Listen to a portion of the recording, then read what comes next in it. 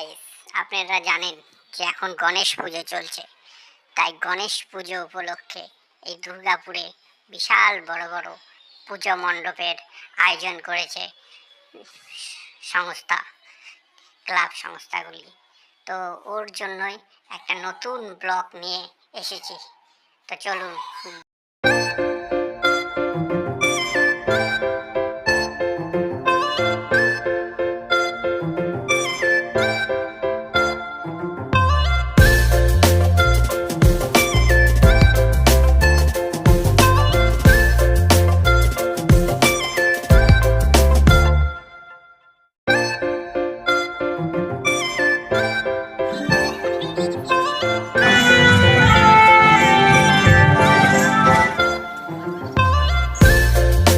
কেমন লেগেছে সবার, ভালো না খারাপ কমেন্টস বক্সে জানিও।